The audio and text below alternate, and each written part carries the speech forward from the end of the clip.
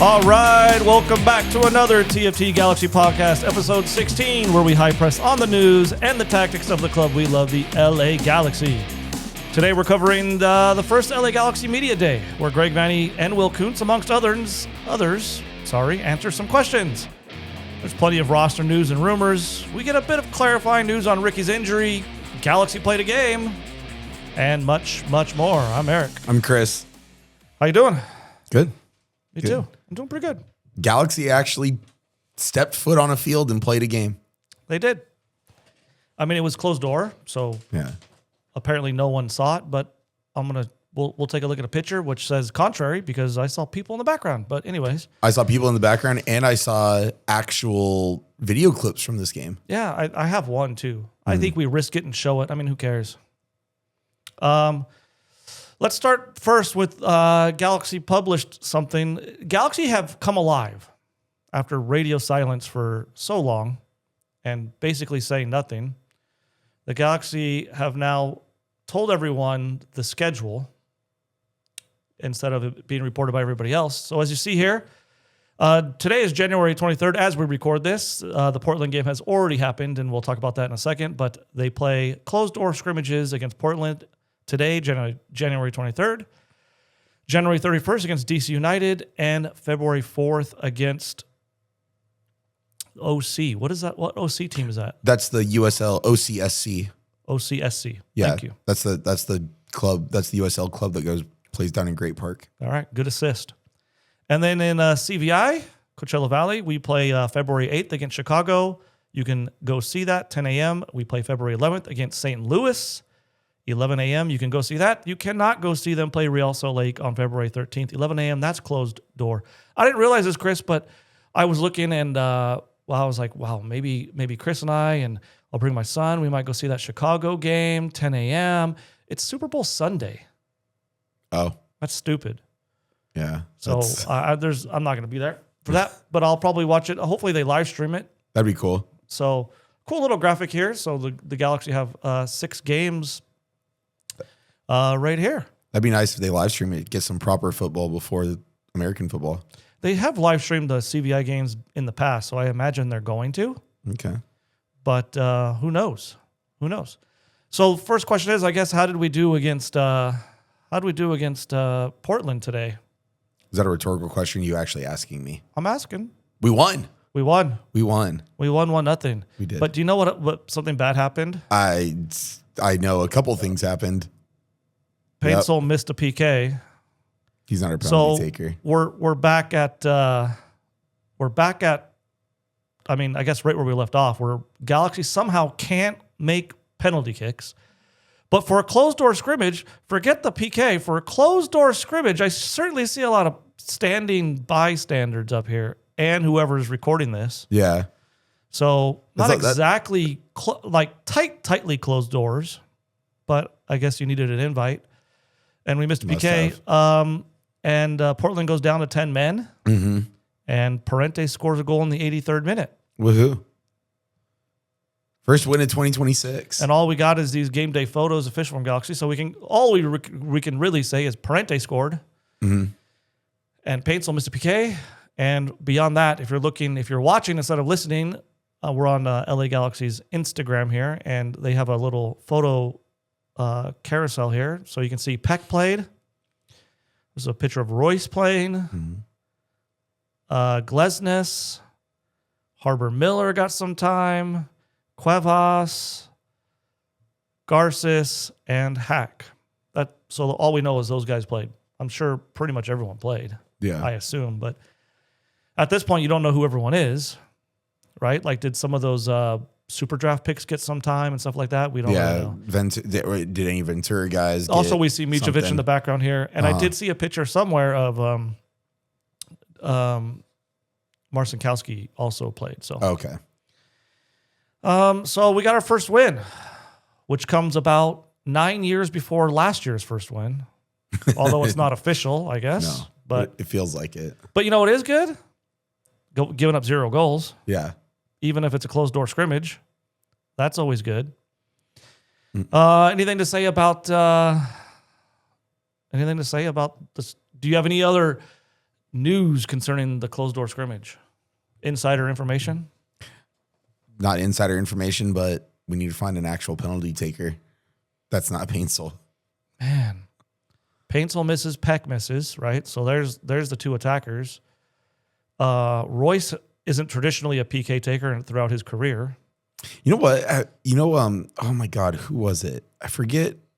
There was a guy that played in the Premier League a few years ago. I think he played for Leicester, but he was like their center back, and he was perfect from the penalty spot. Yeah. Maybe just you rotate through everybody until you find someone who doesn't miss. I mean, I certainly will. I'm not in charge, but I certainly would, is what I meant to say. I mean, it's time to find a PK taker. One of those guys who's not, quote unquote, a senior leader or senior player can take PKs, right? There's no way we have 11 professionals on that field and we can't get a PK taker. It could be our goalie. It's insane. It's insane. Yeah. All right. We're just going to kind of go in order here with things that make the most sense in my mind, and you're just going to have to be here and follow me here. But the first thing that kind of happened, which will kind of lead us into some of the things, is MLS, a bit late, produced a list of all the GAM that every team has as of January 20th. I really do think like the league just goes on vacation, and that's why you get radio silence, right? Like, well, it's the off season. It's crazy. So anyways, if you're watching, you can see the whole list here, and you can see LA Galaxy. This is not in any order whatsoever because LA Galaxy is near the bottom of total GAM. It looks like it's in alphabetical order. Which is what I meant to say by not in any order. So LA Galaxy has $3.3 million in GAM remaining. That's general allocation money, which is different than targeted allocation money, which is different than real money and all the other mechanisms that go on. So the funny thing is I do appreciate this from the league, all right? The fact that now we kind of have an idea about what the Galaxy have in terms of a war chest. But you know what we don't know, which is the second piece that goes along with this? What is Galaxy's current like salary at? Yeah. Cap? Like how close are they to the cap right now? Yes. Because this is additional funds, right? So this is additional money that can go over the cap, and they can use this money to buy people down to hit the cap. So this isn't the full story. What if we have $3 million in cap space too, and that is a $6 million basically that the Galaxy can spend? Telling us or that we have $3.3 million does nothing for me because I have no idea how much cap space the Galaxy have, and no one publishes it, and no one knows. It's like some secret. So, okay, we can spend this money, but maybe we have more, maybe we have less. I don't know. I literally don't know. So it's a very small piece of the bigger picture, right? And it would be nice if they would have said, like, if this was a multi-column table here. General allocation money left, money, cap space left, TAM money not spent, all the stuff that could go that you need to know to make a good picture of what's going on would have made, and then we could sit here and really speculate, okay, the Galaxy have this much money to spend. We really don't know. We know they have 3.3, but that's it. Yeah. And we don't know per se if that's already accounted for in some contract, and this is not quite up to date. Anyways, it's a little crazy, but there it is. So we know we have some money left. That's good. Which leads us into media day because there's some talk about transfers and stuff like that. So let's go over media day. I have a video here in the show notes, and I'll put the show notes in the underneath the descriptions and all that, so you can click on them and you can click that video. The video is from La Cunha Galaxiana podcast.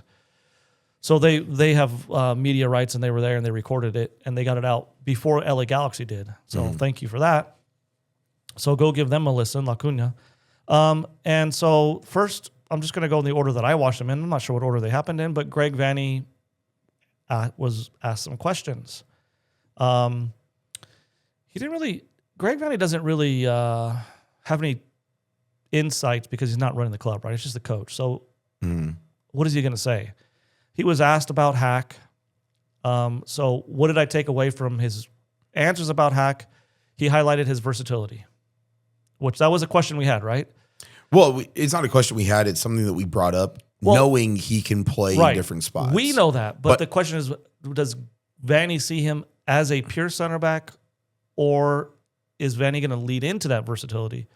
So I think that answers for me. Vanney is looking into Hack as being a versatile player and playing in the back line, maybe playing as 6, in a double pivot, single pivot. I don't know, but certainly Greg Vanney is open to that. So we won't know where he's going to land on that field finally. Greg Vanney's open to that. Hack himself talked about his comfortability with LA Galaxy system because it's very similar to NYCFC system in terms of holding possession and him being like a ball-playing center back or a pivot in that system. So he's very, very comfortable. And then something that was rumored, I think, I'm not sure who it was. It was one of the big guys like Tom Bogart or somebody was rumored that, he rumored out that Hack signed a 1-year deal with Galaxy. And the reason he signed a 1-year deal with the Galaxy is because of all the stupid roster restriction rules. And that means that the Galaxy could only pay him a maximum amount because of the way the league works. And the Galaxy and Hack probably see him as being more valuable than that final number.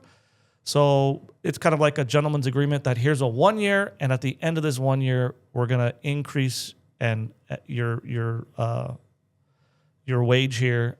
And he mentioned, I only have a 1-year contract, but I'm looking to stay here and I'm looking to be a Galaxy player for a while. So that was good news too. Yeah, the fact that he knows, like yes, it may say 1 year. That's just what it says because we have to work around all the MLS rules. But this is going to be more than 1 year. There's going to be, it's essentially not a rental. Right. Because he was explicitly asked, are you on a 1 year because you're looking at Europe after this year or what? And he kind of knocked that down and said, no, that's not why it's a 1 year. It's a 1 year. I see myself a Galaxy player, and I plan on staying here on a longer contract after this year. That's great. Yeah. That's great going forward because, like we said from Vanney, especially if he's talking about his versatility and the potential that he leans into it, that gives the Galaxy a lot of room in terms of going forward with players potentially leaving, potentially being in, accounting for any injuries. Right. Club stability is a big thing that you need to kind of project out and make sure that you have a stable club and you're not turning everything over every year. Yeah, and that's a huge thing because now it just means that everything is kind of settled. Everything is solidified for X amount of years, and now realistically, Vanney just gets to the coaching part. Right. He did seem, as I've seen him in past interviews and just in my perusing YouTube when we signed him, kind of soft-spoken. So I'm not sure if he's like one of those players that just turns it on when the game comes and he's got some like killer competitive instinct. I will be interested to see just live his body language and how intense he is. Yeah. Because he seems kind of soft-spoken. Then they asked Greg Vanney about Glesnes and kind of the opposite. You got to and they actually interviewed Glesnes a little bit too. By the way, it's Jakob Glesnes. Okay. Even though he says people call me Jacob and that's fine, but it's actually Jakob Glesnes. But either way, I think Vanney and maybe they asked Glesnes about this, the difference in style of play between Philadelphia and LA Galaxy. And Vanney kind of highlighted Glesnes is working through that right now. Trying to understand, like, we're not a counterattacking team. We're not a vertical type team. We need you to be a ball-playing center back. And he said they're working through the kind of passes they want him to pick out and put him in the situation they want. And so he has much a larger learning curve than Hack does as far as the system goes. But I will tell you, listening to Glesnes, he seems like a leader. He's the one that's going to be the it's tough to tell in an interview, but he definitely seems like he's got like a bigger personality that he can to use on the field. So to me, he seemed like more of a veteran and a leader type. So, but we'll see. So that's kind of it from Vanney. Not much. Will Kuntz said less than Vanney, but sometimes by saying less, he said a little bit more. Or I'm going to come back to something Vanney said because I have a larger point later, and that is concerning one of the rumors on the Galaxy. But Will Kuntz said a couple interesting things. One, never officially confirmed. So I guess they can't. I don't know what the rule is. But anyways, he confirmed Nascimento is coming back. Nothing confirmed by Galaxy officially, but he said Nascimento's in camp right now with us training. And we're finalizing the last details of this loan. Got it. So you can fully expect Nascimento to come back as Galaxy. That's literally what he said. So he was very comfortable saying he's back. Okay. But it is clear to say all those rumors about like the 50% games, because it's not even done yet. So they're still hammering those details out. So all that is kind of premature. It may be in there in the end. It may not. We don't know. He also confirmed that Zonka and Galaxy have mutually agreed to part ways, even though that has not officially been announced yet. But he did announce those two things. Not huge news, but certainly confirmation from the Galaxy president that those two things are happening. Here's some good news from Will Kuntz. First, I love this. They asked him about Glesnes, and his comment about Glesnes, he obviously just spoke really well about him, but he said, and this is key to me, because I think this was the problem we had last year. He mentions that Glesnes absolutely crushed their fitness test.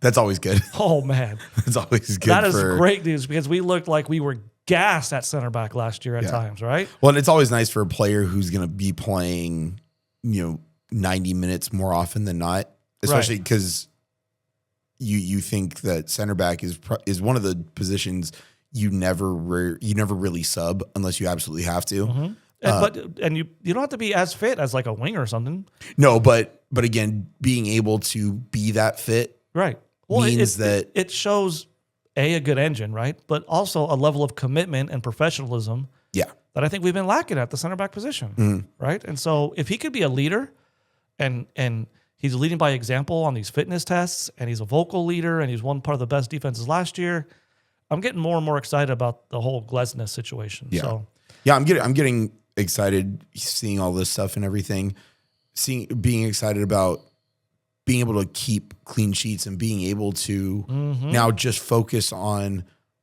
what we're going to do on the other side of the field, right? What we're going to do in the attacking half and figuring that out. And I think it really kind of puts Greg Vanney's mind at ease too. It's just like, okay, we got this. Oh yeah, solidify the back. He's been pulling his hair out with the goals he gave up last year. Without a doubt. But now if his only thing is how do we score goals, and everything else from, call it, whoever's playing that holding mid and back, all that is just kind of, I just got to put him on the field, and it's gonna be clean sheet, maybe a goal here and there.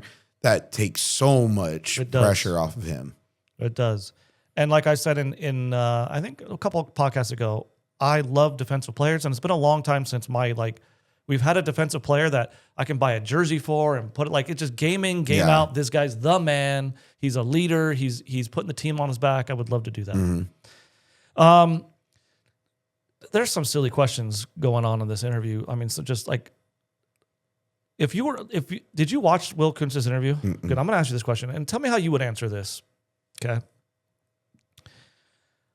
If you were the president of the Galaxy, why did you invest in the defense so much in Hack and Glesnes? What was the meaning behind investing in that defense? To stop giving up goals. Do you know what he says? He says 2 words: goals against. Next question. Of course, that's what we did. Why did I buy defenders? To stop goals, and we had a terrible defensive record last year. So I went out and got 2 defenders. Okay. So I did like that kind of candid remark. Like he was just like, goals against. All right, next question. Okay. And then he mentions he would not mention or discuss rumors at all. He just said, I don't discuss rumors or ongoing contracts, which is perfectly fine. That's pretty good. But he did say we're 1 or 2 attackers away from being a full roster. And I think he's right. I think he's on the right track, knowing that number 1 forward was going to be a priority with or without this whole Riqui issue. But now that he mentions 9 and 10, we're about a 9 and a 10 away from being a completely full roster. Yeah, and I bet without the Riqui issue, it would have just been 9. A striker. Yeah. So, I mean, that's everything that we've been talking about within the last month or so this is basically him confirming that, yeah, the plan was shore up the defense, and now we make sure that we can score goals. So and he does mention too, and I like this because he's a businessman, and like we talked about on past episodes, his responsibility is not solely to this year and winning a cup. No. Right? He has to balance. He has to balance success this year versus longevity and, like we said, stability of the club. And so he kind of mentions that. He kind of says, like, yeah, I mean, I would love to go get these players and this player, but it doesn't just have to make sense for this year. It's got to make sense for 2 years from now and 3 years from now, right? We don't want to be this. There are some great clubs in MLS that have figured it out, like Seattle, where they're just consistently good. And we don't want to be, he didn't say this, this is me, but clearly this is what he's thinking.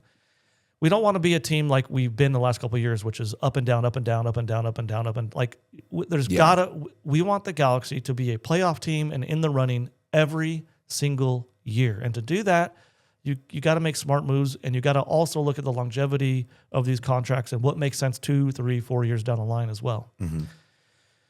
So in that I guess in that vein, Tom Bogart is reporting that the Galaxy are in for João Klaus from Real Salt Lake.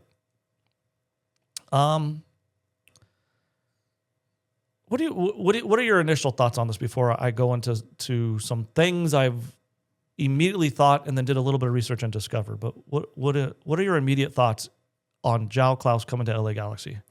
As it would be, as is reported here by Tom Bogart, a DP position. So he would be that third DP, and he would fill that number 9 role. Okay. In terms of him at just, individually, right? Not thinking about how he would fit and all this stuff, but thinking about how he plays as a striker, it'd be great. It'd be great because he's shown that he can play really well against the defenders in the league. He can score goals. He's that big target forward that can be very dangerous. So you like the move? Well, I just talked about him as a player. For the Galaxy to make the move, I'm leaning more so towards not really liking it. Just because you already have a guy like that. Okay. So, him as a who do player. we have like that? Well, Christian Ramirez. Okay. You have Christian Ramirez, who already occupies that archetype of big target forward who's going to occupy center backs, who's going to hold up play and be a guy in the middle. He's going to be a big presence in the air. And then, and score goals. Some of them might be poacher goals. Some of them may be off of set pieces, things like that. And now you're just getting, this would just be the same type of player. I'm trying to look something up while you're talking here, and I can't because I'm an idiot. So I'm not going to go too deep into it. But I don't think João Klaus is like Christian Ramirez. Okay. Well, I shouldn't say that. I don't think the Galaxy see a similarity between those two. All right. And I'm going to walk you through a situation that we talked about last year, that as soon as I saw this signing and I heard Vanney's answer, so I guess I didn't give you enough information, I guess. They asked Vanney about Klaus, and he commented, he's not going to say anything bad, obviously. He said, I mean, if we got Klaus, that'd be great. He's a big guy. He's good with his feet. He said he's good with his feet. Big, strong type forward. Okay. He said something to that effect. Of course, we all know that, right? Yeah. And it got me thinking back to, because I just remember this quote from Vanney. So I'm going to take you back to Saturday, October 4th.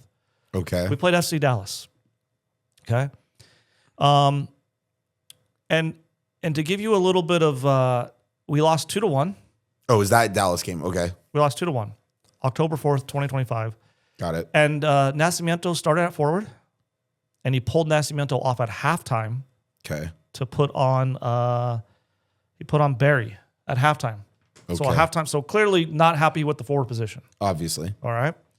Christian Ramirez was not on the bench, so this is one of those games where he was hurt.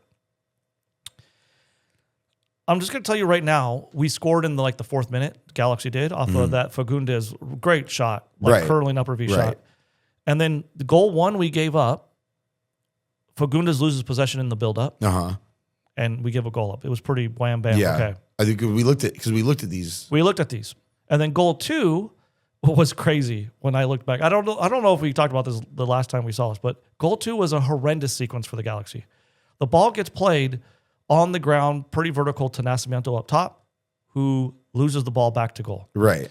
They come, we get it. It goes to Fagundes, who immediately loses the ball in the build-up immediately after. We get it back. The ball goes to Paintsel, who immediately loses the ball in the build-up, all in our half, and then they bury it. So 3 terrible giveaways, okay? And I remember, look at this quote. This is a quote from Greg Vanney after that loss. We were getting overpressed a lot in the first half where they were getting man-to-man, and our first 9 has to be a release valve for us. And we didn't hold one ball that we played to our 9 in the first half.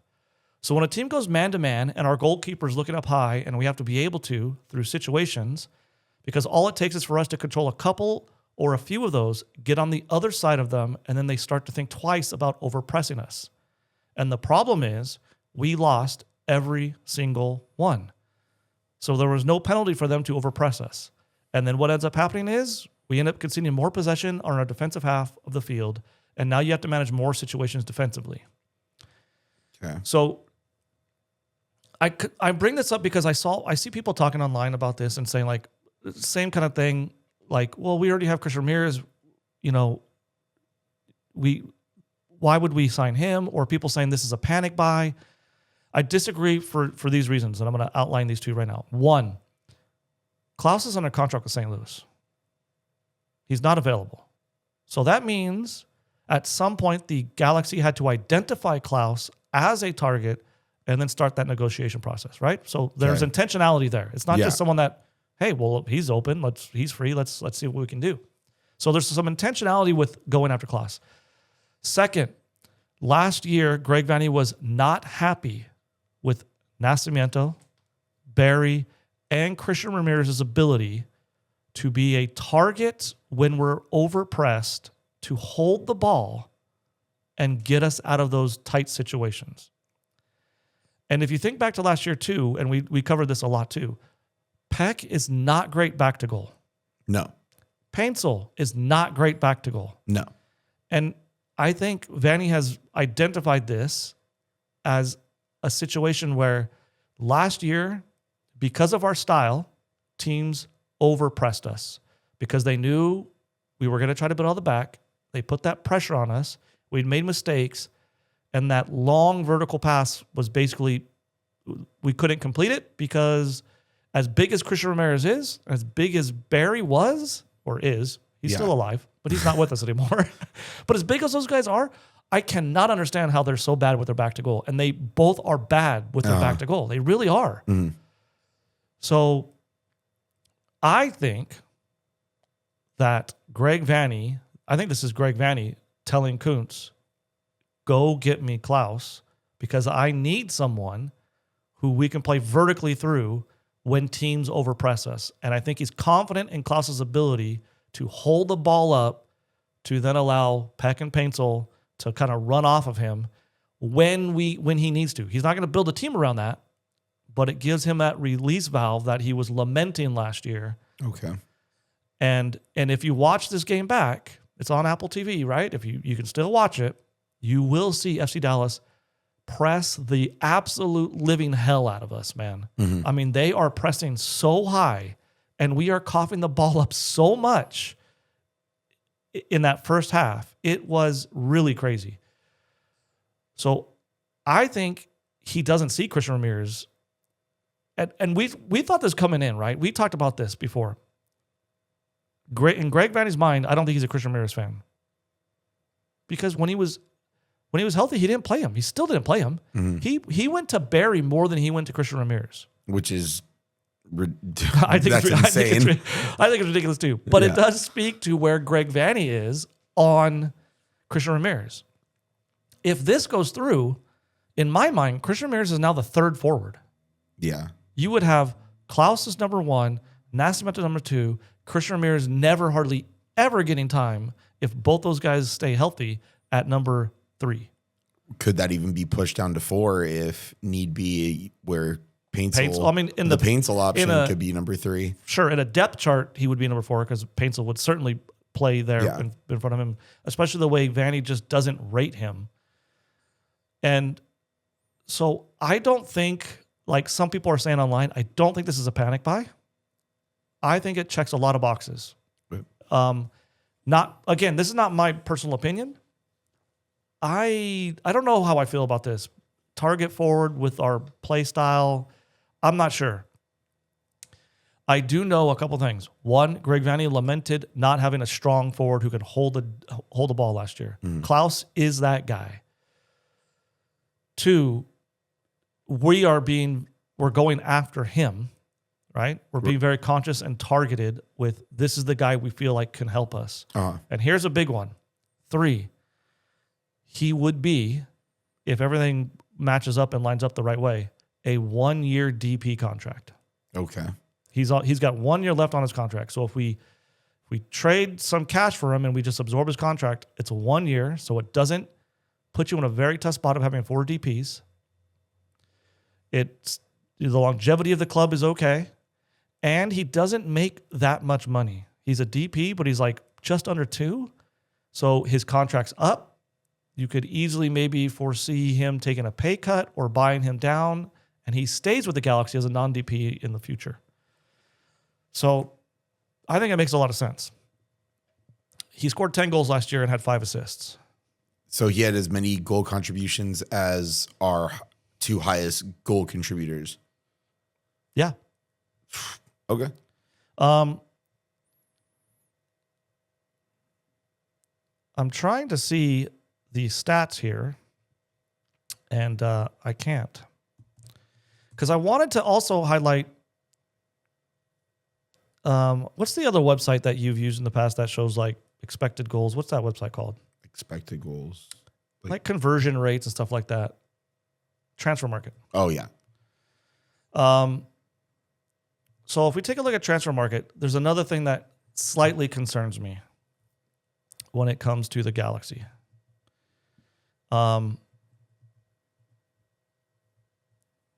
Okay, LA Galaxy. I promise I'll get there, people.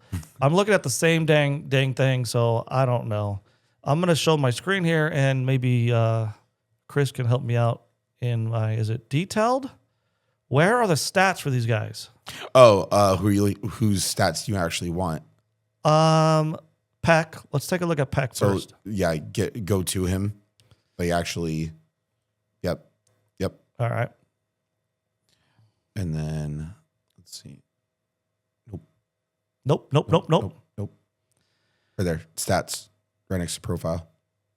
Okay. And then all seasons. Okay.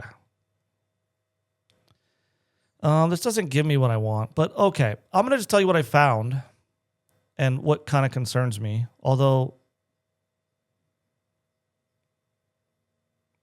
okay. Peck overperformed 2 years ago, is what I found in the stats. As far as goals per 90. Yes. That's concerning to me because we're expecting him to return to that.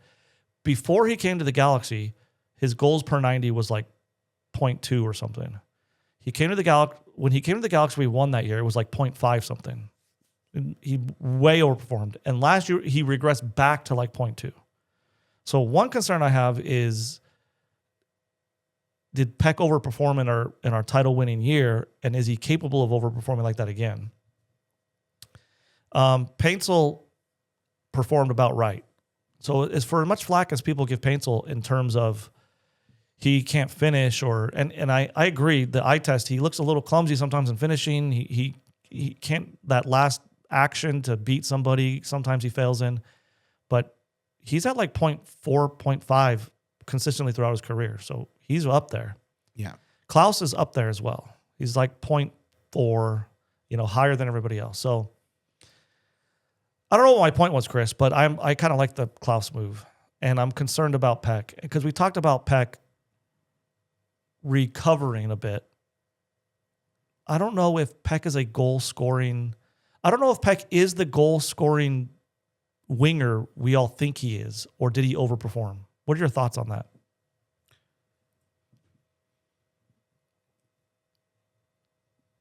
This one could go a couple different ways. I think we did see not really an overperformance, but more so what happens when someone really good is in the team with him and he's left to be able to kind of go a lot of 1v1s or even just, being slipped a ball through and he's already on the back end of the opposing's back line because Riqui warrants so much focus. Okay. So much attention. So let me follow that up with this then, and what are your thoughts on this? Is that a characteristic of Peck or a characteristic of Pooch? Right? Like is that Pooch affecting the entire field and team and not so much Peck? That would be my concern. Yeah, is when more focus is pulled to him, it takes away that those stats, right? That expected goals and everything. But maybe we have to find a better way in terms of how everything's set up and getting him more opportunities to be just that 1v1 outside player, doing things like that. And this, right, you sign with this Klaus signing, it's that because now if Klaus is occupying more center back attention and center back help isn't available if Peck's going 1v1 at an outside back, things like that. So I think we're not going to be able to know until we see it, but I think it is more so about the people around him being better and warranting attention.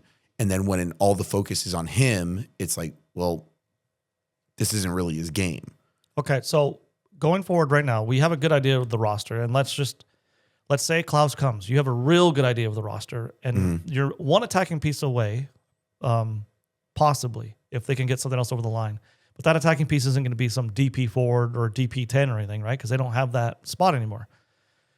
So taking all that into account, over or under 10 goals for Peck this year? 10 goals or goal contributions? Goals. I would say right at 10. So you think he's good for 10 goals? I think he's right. How many did he have this year? He had 15 contributions. I think he had 5, right? Yes, I think he was 5 and 10 or something like that. Yes.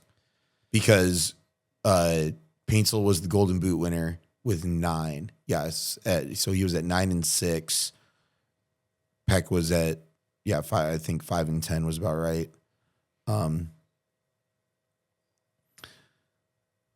Yeah. But yeah, and this. But is it so if this could all be solved, without a DP10, this could be solved, but it's all about the longevity of Marco Royce and being able to play more minutes, which we already know. But let's take away in the presser.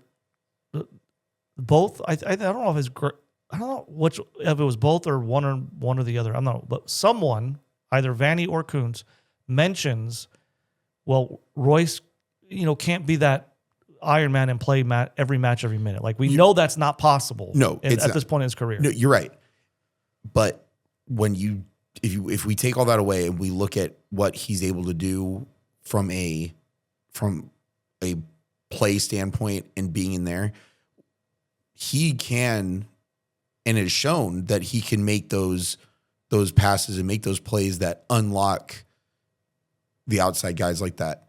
And especially if now you're, because if you were able to go like Vanney said, if they were able to go one-on-one and one center back is able to handle our single forward, well, then that leaves a center back to be able to be free to kind of help everybody else out, or even step up in a pressing thing and then all that. But now if one center back is just having an absolute handful with your forward and it's now occupying more focus, someone like Marco Royce is able to find the speedy guys on the outside, Peck, Paintsel, and then everybody is elevated.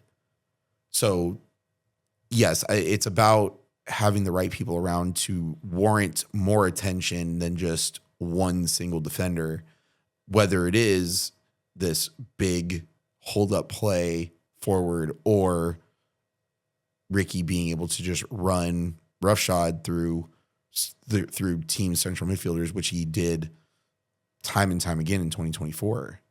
So whether it is Riqui or it's somebody else, I think he needs a little bit less attention on him to do everything. And it's got to go somewhere else and where they almost kind of forget about him in a way. But he's just able to go 1v1. I mean, okay, so Peck doesn't bring you a whole lot defensively, right? No. He's not good in the air, so he's not protecting you on set pieces. He's not scoring set pieces, right? Right. Has he scored a free kick? He's taken some. I don't think he has. So he's not great in a lot of phases of play, right? Which means the only phase of play is the attack that he has to do well in. Mm-hmm. So what is a successful year for Peck in your mind? Like 20 goal contributions. 20 total goal contributions. 20 total goal contributions. Okay. And obviously if he splits that 10 and 10, right? I don't care how it comes. But I did. The only reason I said that is because I said he'd be right at 10. And what about Paintsel? Same thing? I think Paintsel could be around the same thing in terms of number of goal contributions. I think he's going to be a little bit more potentially assist heavy because... Which is funny because it was reversed this past year. It was. It really was. But I just think Peck is a better finisher than Joseph Paintsel. Like it just in the two of them. Now, have either of them shown it? No. But I think... I think Paintsel has shown himself to be a better finisher than Peck. Paintsel has scored some pretty dang good goals and good finishes. He does botch his fair share as well, but Peck's finishing last year, I thought bordered on horrendous in several games. Yeah, and you could say the same thing about Paintsel in certain times. You can. But I think Gabriel Peck is a little bit more willing to let it fly. So, I mean, you're bound to have a few more horrendous opportunities if he's doing it more, where sometimes Paintsel wants to try and take on an extra guy or wants to try and get to a spot that's maybe not the best finishing spot. But also Joseph Paintsel is used more in a center striker role where Peck, I don't think is right. He may play there once or twice or may rotate up there, but he's never really been the out and out guy for as long as Joseph Paintsel has. Okay. Well, I mean, I was very excited for Peck's sophomore season last year, and it didn't go well. So I've kind of tempered my hope on Peck, but we'll see. I mean, I hope I'm wrong. I think he's capable, but I don't know. He's got to put it together. Yeah. Like I said, looking at some of the stats over his career, it just concerned me that in Brazil his last year, he also didn't have a great per 90 goal scoring record. So that's a little concerning that the only time in his career where he scored a lot of goals per 90 was our title winning season. And I'm not sure how much that was him and how much of that was Pooj. And so there's a slight concern there, but maybe he's going to work hard and he's going to prove it. So, and as far as the Klaus thing, I kind of like it. I mean, like I said, who else are you going to get on a 1 year that's going to add that consistency. That's going to check a lot of boxes I think that Vanney wants. Mm-hmm. We know we were terrible in the air last year. Well, he's 6'3" and good in the air. There you go. So that helps both sides. I mean, late in the game, we gave up. I don't even know. We gave up a lot of late set piece corner kick type especially goals. set piece goals. And now if you got Yoshida on the bench, and you got Klaus out there, and you got to win, and you bring Yoshida on, you got like 2 elite headers now. Yeah. And I think that goes a long way to preventing some of those sloppy goals we can't clear and can't get rid of. And that's nothing to say about Hack and Glesnes and their ability in the air too, which I don't think is super strong, but it's probably better than what we've had. Garces is not great in the air either. I think Glesnes is probably a little bit better than him. Mm-hmm. So I don't know. I kind of like it. And what's interesting is if we go back and look at the so we got Justin Hack, and we open MLS season against NYCFC, right? The team that he left, who offered him more money. And I guess he's just excited about either challenging himself, which is what he said in the interview, or maybe excited about the whatever project he was sold on here. Mm-hmm. And we play St. Louis in a closed-door friendly on February 11th. And if that deal closes, they can find their DP forward suiting up for LA Galaxy in a game too. So kind of interesting. Yeah, that's... we're just taking everybody. I think I like it. I mean, I don't know what else you can do. You're not going to get some big-time player right now. You're not going to answer a lot of... You're not going to get someone where everyone's like super excited about at the 9 position right now. It would be a miracle to do that. And I think he can score goals. We saw that with the bangers he scored against us last year. If you didn't watch any other games, you saw him bury a couple against us. He just ripped it from a very acute angle. Yeah. And he's big, he's strong, he's good in the air. He can be that vertical, hold-up play that Vanney has been lamenting. I think it answers a lot of questions. And then if we get a number 10, another, a U22 number 10, we can spend a little bit of money on them. Mm-hmm. And get a 4 or 5 year contract out of a U22, U10, and hope they grow. Yeah. I think we could. I'm starting to see a strong playoff team if those things can come through. Mm. I don't like where we're currently at. I don't think Nascimento and I don't think staying pat on offense and losing Fagundes is going to lead to a bunch of goals scored. I mean, how many goal contributions did Fagundes have last year? Probably like 15. I'm going to guess 10 to 15. So we lost that. We didn't even replace that yet. We haven't replaced his goal contributions in any way, shape, or form. Uh-huh. So staying pat and just hoping Glesnes and Hack can somehow give up 0 goals all year, I just don't like that. But adding Klaus and a U22 at the 10 for some cover for Royce. Royce can mentor the U22, this young guy, get him up to speed. Maybe he's more versatile. Maybe he can do an 8 too when Pooj comes back. But well, with all this, the one name we haven't talked about that kind of popped up at the end of last year is Elijah Winder. Where does he fall in all this? Could you play? Does Greg Vanney potentially see him as a viable option based off of what he did at the end of last year? I don't think Greg Vanney's counting anything, right? I think, you have to be, and I think Galaxy fans too, you have to come to this season with an open mind, right? We don't know what you're going to get out of Winder, and you hope, and I'm confident that one of these guys is gonna grow, right? Winder, Sanabria, I think one of those guys, Cuevas, Harbor Miller, out of those group of 4, I think you can count on probably 2 of those guys becoming really good MLS professionals. Uh-huh. I'm not sure what two of the 4 are going to be. Mm-hmm. It might be all 4. You don't know. Maybe Harbor Miller breaks out. Maybe Sanabria has an amazing season. They did mention, I think Kuntz mentioned, and we kind of mentioned this in the past, Sanabria had no preseason last year. Right. Broke his collarbone. Culture barrier. And then I think he had a muscle injury too. Yeah, there's just a lot of stuff working against him. A lot of stuff working against him, and he got no preseason. So this year he comes in, knows the league, knows the culture, has friends on the team, gets a preseason, and that could make a very big difference, right? Could. Winder, same thing. His first year at a higher competition, and he already proved last year he was able to step his game up. Can he have that consistency?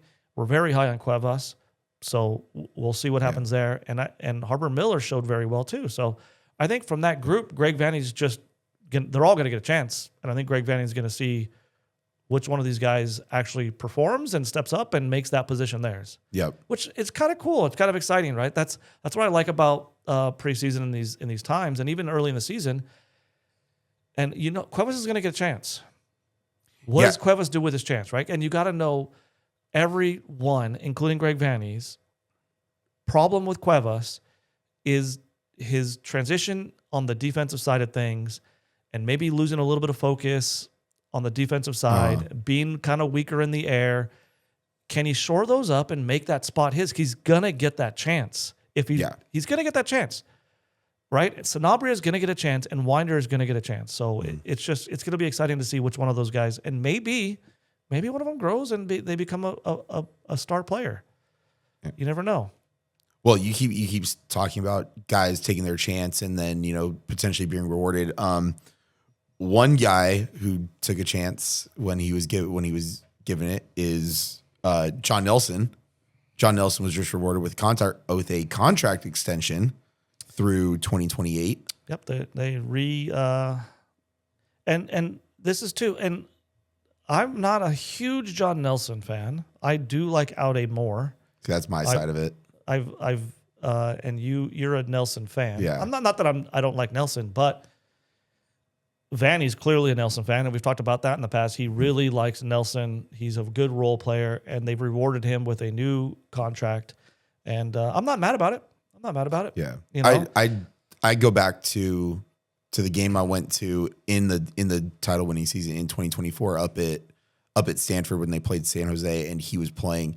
I said, this guy needs to get more time because he's not flash. He's not flashy. He wasn't getting any time, right? He wasn't. He took it. So that's to your And point, Aude- right? He Aude took got- advantage of his opportunity. Yeah, because Yamane was killing it on the right, and they said, well, Aude's hurt, and for some reason, I don't know what the specifics were, but he was playing against San Jose, and he was very strong with what he needed to do, and the people that I go to games with all the time, oh, Nelson, he's not doing this and I'm not doing this. I go, you're right. John Nelson isn't getting forward. He's not making these overlapping runs. Nope.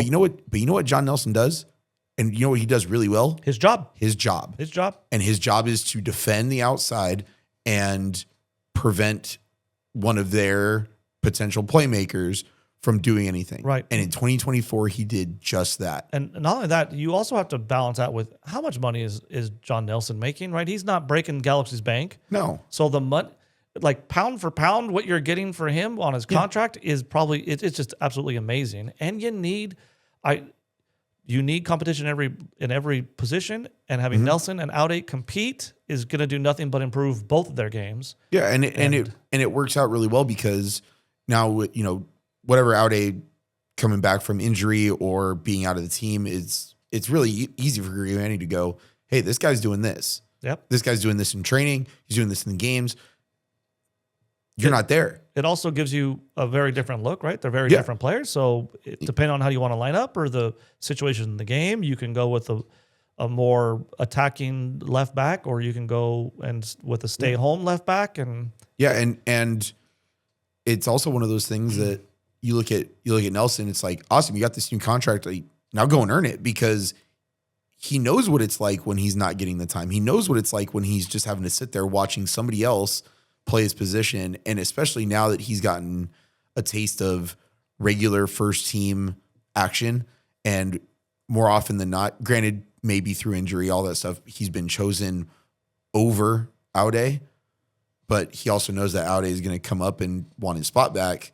It's just a very good mix of competition, and it's a very good mix of, you guys better be on your game because we have somebody there, and if they take it over, it's very unlikely they're going to give it back. Nelson's 27, so he's entering the prime of his career. Yeah. And maybe he's learned a lot. He's a journeyman type player, and maybe he's learned a lot. He's ready to lead. Yeah. What I want to see the most, and this is why I'm really excited about Glesnes, but I think Nelson could help with this too, and I don't see Aude helping with this at all. It's just maturity in the back line and holding people accountable. And Nelson at 27 now, been rewarded with a contract. I highlighted right there, Galaxy Defender of the Year in 2025. If he wants to keep his spot, and like you just said, Aude's coming for him, can he up his game in terms of helping to organize and keeping people accountable and making sure we don't give up those goals in addition to the Hack and Glesnes thing? I think he's capable of doing that, and I would love to see him take on a larger role like that, because he's a left back, right? But you saw this when we had Ashley Cole. Ashley Cole has that intensity and that ability to like get on people, hold people accountable, tell them what they need to be doing. And I just did not see that last year at all. Yeah, and I think going to what you said about Ashley Cole doing that, Ashley Cole was also around some of the hardest nosed defenders when he was young, who showed him what the standard was. Ashley Cole's a 2-footed tackler. 100%, man. I love 2-footed He will come through with those 2 feet. Yeah. That was before they had VAR. I mean, Ashley Cole could put a tackle in his day and time for sure. But also now I think that, playing with older guys more often than not, Nelson having that kind of experience around him, and seeing how big of a dip there was, it's like, okay, like you said, maybe he does now bring that maturity. Not maybe, right? He has to. Well, yeah, we talk about professional athletes, and we say this to our amateur athletes, right? You got to keep getting better, because if you're not getting better, the other people are, right? People are not staying complacent is the same as getting worse, because everyone around you is getting better. So you would hope Aude's getting better, and so Nelson has to get better. He has to improve. And one of those things he can improve in is organization and holding people accountable and bringing that intensity in the back line, which hopefully he's being reflective on. And this is just me. I don't know what Galaxy Brass is thinking. I don't know what they're being told behind the scenes. I don't know what their thought process is. But I know myself, and Landon Donovan has said this in his podcast and in his speaking, and Kobe Jones has said this directly to Yoshida. Where's the fight? Like, where's the battle? Where's the intensity? I just want to see fight, and it seems like we had a lot of quit in us last year, and we can cry and say, well, this went wrong and that went wrong and this went wrong and that guy was hurt and Riqui Puja. I don't care. Where's the fight? And I think that's something Nelson could bring in his maturity now. He's being rewarded. Maybe he's getting a little bit more confident. Bring the maturity, bring the intensity, hold the back line accountable. Don't just hang your head when something bad goes wrong, which is what we did last year, and bring some intensity. And that's what I hope for him, for us. Time to leave the excuses in last year and move on. Oh, it bothered me so much when we would give up those late goals or something, or just have a defensive breakdown, or like we just talked about in this recounting that Dallas game and giving the ball away 3 times. And by the way, that third time we gave it away, Paintsel was. We talked about this in that episode, claiming a foul. And you could look back at the play and say, like, okay, maybe I can see a foul. But you know what I could also say? There's not a foul, right? So it's very 50-50 if the referee's going to give that or not. We're on the ground. We're complaining. People have their hands up. What are we doing? Like, where's the fight? Get up and let's get on with business. And we lacked a lot of that last year. Yeah. And I think Glesnes and Hack will certainly help with that. I think someone like Klaus will help with that. He's a very intense player. And so we'll see. But I really hope for John Nelson that he improves in that, because Aude is certainly going to outperform him on the technical side of the ball.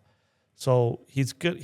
I hope, is improving his mind and his maturity, which he can definitely beat Aude on. Aude is a younger player. Yeah. So we'll see. But, we did re-sign him. Could this be the last time we talk about this? We don't even have to talk about it. Well, I'm going to. Okay. This is mentioned in the press release too by both Greg Vanney and Kuntz, and then here's Galaxy Runs LA reporting it before that press conference. But basically, they both said January 1st, everything was good. They were talking to Riqui all the way through Christmas, including January 1st. And January 2nd, the news came, Ricky's out. And what happened, we now know. During his return to play program in Barcelona, which the Galaxy alluded to was Galaxy's confirmed return to play plan, right? Maybe in conjunction with Barcelona, but it wasn't like Barcelona's return to play program with Riqui. It was our sports scientists working with their sports scientists in this program. So it wasn't okay. It doesn't seem like Barcelona's blame that they did anything wrong. Was he actually playing?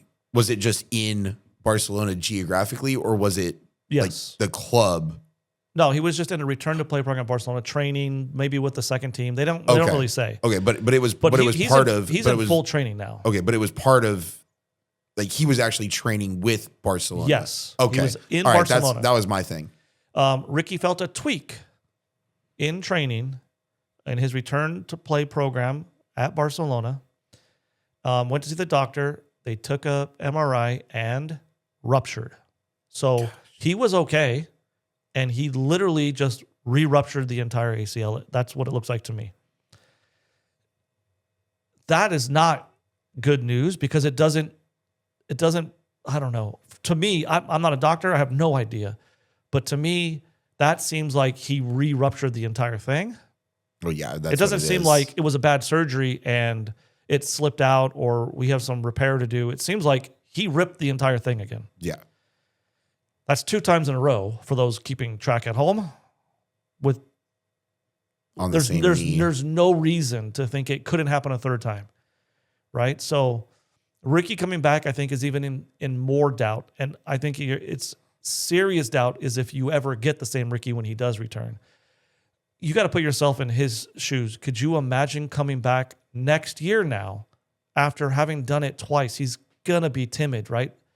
He's going to be timid because he's going to always in the back of his mind, he's going to think, I did it twice. Yeah. I did it twice. And I don't know. We'll see. But did he go to the same doctor for the second one? He did go to the same doctor for the second one. Maybe that was the problem.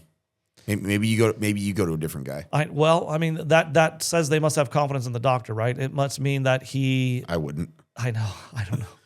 It was mentioned, I think, in Corner of the Galaxy, another great podcast for Galaxy fans out there. But I think he mentioned, like, we got a lot of great doctors in LA, right? I mean, yeah. I mean, we got a lot of great doctors. Yeah.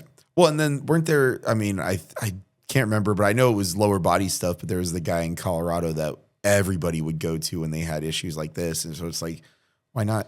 But okay, I'm just gonna be cautiously optimistic and think the Galaxy must have done due diligence, right? They must have sent the injury, the MRIs to their own doctors, and everyone must be on the same page, thinking that is not a surgical problem. He literally ruptured it again. Yeah, and they went with the same doctor. I think it's a little weird, but not great news. But we kind of worried. We kind of what happened. This is what happened. What I don't understand is the Galaxy know this. Why don't they release this when they say, unfortunately, Ricky's going to be out for the season? Why can't they say exactly this? During his return to play program in Barcelona, Riqui felt a tweak, went to see the doctor, and it was ruptured. Unfortunately, Riqui Puig will be out for the 26th season. Our prayers are with him. Whatever you want to say. I don't know why the complete opacity to, like, just tell us. Like, we had to wait 2 weeks. What is this? It was almost 3 weeks. This was 2 days ago.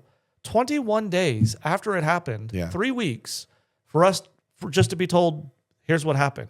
It's not a secret. Just tell us. Yeah. It is rather annoying trying to get just the most basic piece of news out. Your star player went down. Everyone wants to know why. 21 days later, you tell them. Yeah. To me, that's a little crazy. But that's something. If you're waiting 21 days, that's something where you may have seen in the past of he was doing something he wasn't supposed to. Right. He was on a ski trip and Riqui Puig slammed into a tree and ruptured his ACL. Yeah. That's something that goes on when something happens to it when you're doing something you're not supposed to, and then we need a cover story. I really think everyone's just on vacation in MLS. Maybe. Like they're just on vacation. I don't know. Maybe that's how we were able to keep the Hack and Glesnes news under wraps because nobody was around to break it. Yeah. Well, Philadelphia tried to re-sign Glesnes, but no one was in the office to sign the paperwork. So Galaxy signed. I don't know. Yeah. Kind of crazy. That's like the whole De Gea to Real Madrid thing. The fax didn't go through fast enough because everybody was on siesta. Oh man, that's happened so many times. Like, why are people trying to send fax at 11:59 p.m. right before the 12 a.m. deadline, and someone doesn't sign, and the English Premier League goes, "Sorry, you didn't sign in time," and now it's done, dead deal. But whatever. Who uses fax anymore? I mean, I don't know. Apparently, people do, right? Anyway, I don't know. Well, I mean, hold on before we get to the end of this here. Yeah, that's the last time I want to talk about Riqui's injury. Well, unfortunately, I'm sure we're going to get updates on his recovery process, and everyone's going to want to know. Road to Recovery Part 2, starring Charlie Sheen. Oopsies. I'll release this a little prematurely. Yeah, maybe we don't do that and jinx it again. Well, I mean, that was a lot of news and a lot of stuff going on, and we actually had a game to talk about. We had a game to talk about. Nothing tactically to talk about, but I anticipate by maybe next time we record, maybe the Klaus news will come in negative or positive, and we can move forward on that. And the sooner that happens, like we've talked about before, the better. That gives Vanney more time to try to figure out what he's going to do, and it gives Ramirez more time to figure out what the hell he's going to do, because he's going to slip to third, and things aren't looking good for him. Oh. But have faith in Will Kuntz and Greg Vanney to know what they're doing. Yeah. Well, thanks for watching. Thanks for listening, Galaxy family, our real family who's probably listening, and our real friends who are probably listening. We definitely appreciate it. Yeah. It's a good way for us to spend time with you in your headset, car. I don't know. Hi, how's everyone doing? But like I said, like we said many times, Chris and I do this already. All we do is turn the cameras on, and we get to spend time with you. So we definitely appreciate it. You can email us at finalthirdgalaxypodcast@gmail.com if you have any cool things to send us, especially when the season gets going. If you have pictures to send us or footage to send us or a longer thing to send us. And of course, as always, leave a comment on the YouTube, Spotify, the Apple Podcast. We definitely appreciate it. And anything to say, Chris? Yeah, I'm getting excited for actual games to start. And the people I've been talking to, we're starting to get ready with, when are we going? And it's getting that time again. It's getting that time again. And there's a lot of questions, excitement, nervousness. I don't know. Where's Hack going to play? Like we talked about last episode, a lot of questions. So we'll know more, especially when CVI starts and we can see that. And we got some real games coming up at CVI. Then we got San Miguelito Champions Cup coming up. And then we're opening MLS Cup. And we'll see how we do. Times are moving quickly, and love it. Yeah. So, as always, thanks for watching, and I guess we'll probably catch you guys next week. Yeah. Appreciate it. See you guys.